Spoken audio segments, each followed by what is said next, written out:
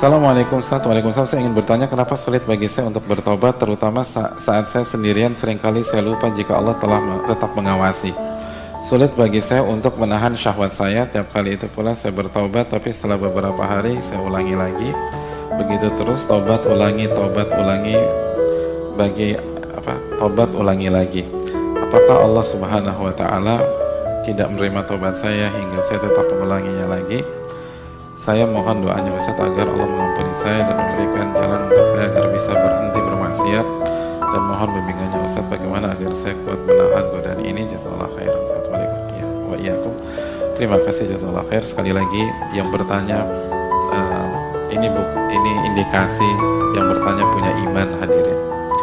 Dan yang kedua, menghadirkan perasaan agar Allah tetap mengawasi memang paling susah. Ini bukan kendala yang dialami oleh penanya saja, ini semua kita. Karena memiliki perasaan Allah mengawasi kita, itu puncak, itu ihsan. Ihsan itu an ta'budallah ka'annaka tarah, fa in lam takun tarah, fa innahu yarak. Ihsan itu engkau beribadah kepada Allah seakan-akan engkau melihat Allah. Dan kalau engkau nggak bisa sampai titik seperti itu, maka yakinlah Allah melihat Anda, Allah mengawasi Anda. Itu ihsan. Ihsan itu setelah melewati fase Islam, fase iman. Ini fase tertinggi. The cycle of even good people, they're praying, they're reciting Quran, they're even doing umrah, ibadat, but at the same time they can't get away from certain evil practices in their alone time. There are two parts of this problem. One of those parts is spiritual and the other part is psychological. And we have to address both of those parts. Let me start with the psychological only because most of the time when we have these discussions, we don't address the psychological side, we only address the spiritual side. So I'll try to address the psychological side of this a little bit. You have to understand that in psychology, there are triggers. In other words, there are certain situations that make your mind, release certain chemicals in your brain, and they make you want to do some things in certain settings. They are triggers. So for example, for a young man, I'll give a crude example. A young man is watching an action movie, and he's watching the movie and he sees a beautiful woman. And as soon as he sees that one scene, his mind gets triggered. And he pauses the movie and watches something far worse. And he gets into the habit of doing that. It wasn't the movie itself, it was just that one thing that triggered it. Or for some people, when they go back into their apartment or in their room, when they're alone by themselves, bad things happen. When they're by themselves. When they're at the masjid, obviously it doesn't happen. When they're with their friends, it doesn't happen. When they're on their own, it happens. So the first bit of advice for everyone here and myself is you have to identify, when does the sin happen? When I'm by myself. Where am I when it happens? What times does it happen? And if you can identify the problem times and the problem places and the problem situations, you have to try to change those situations. If you're a young man and you have a problem with, the kinds of things that are available on the internet, and you're looking at those kinds of things, for example, put your laptop, put your mobile device, put it in the kitchen. So that your mother's walking by, your dad's walking by, and the mobile device, don't put it in your room. And parents, put that stuff in a visible place in the house. These screens are destroying our kids. Seriously. Semua merasakan hal yang sama. Semua jungkir balik. Semua tobat tergelincir. Makanya kan Nabi SAW bersabda dalam hadis Tirmidzi, kullu bani Adam khata. Setiap anak Adam banyak melakukan kesalahan.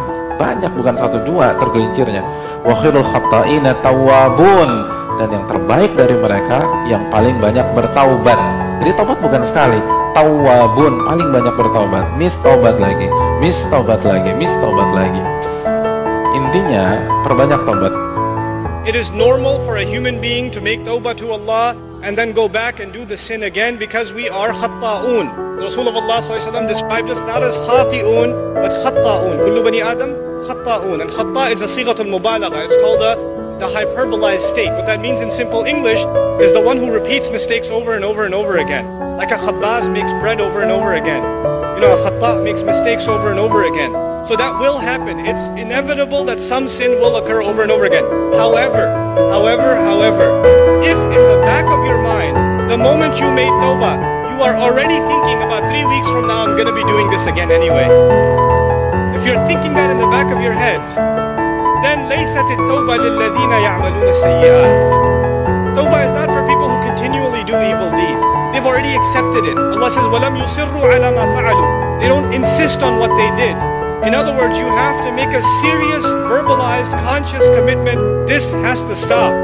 Not that one time you cry and you turn to Allah, I'm so sorry, I can't believe I did this, and you don't do it, you have to figure out a way to get away from this entirely, a serious commitment to yourself. And if you can't do it on your own, seek the help of friends. Seek the help of people you trust. I know it's embarrassing sometimes, but we all need counsel and help sometimes. And when you realize that it's been going on for years and you haven't been able to get out of it, it is time to seek someone else's help. Which is why in the ummah today, psychological and spiritual counseling is so important. So many young people are in need of counseling and families are in need of counseling. That is one of the greatest priorities of this ummah, because that will be a vehicle by which peace will be delivered to people. Saran saya buat diri saya dan kita semua adalah sabda Nabi, wa atbi'is sayyi'atal hasanata tamhuha. Ikutilah perbuatan buruk dengan perbuatan baik, niscaya perbuatan baik itu akan menghapus dosa perbuatan buruk. Jadi begitu miss, langsung buat baik, langsung infak, langsung sedekah, langsung perbanyak salat sunnah mutlak, langsung jaga rawatibnya, langsung kalau bisa segera sholat di masjid yang biasanya mepet sebelum qomat gitu. Jadi segera pekan ini misalnya lebih aktif lagi ngaji, weekend ini isi dengan kajian terus diamalkan, silaturahim, terus misalnya ingat kematian, ziarah kubur agar ingat mati. Jadi itu hal yang perlu kita contohkan. Wallahu ta'ala bishawab.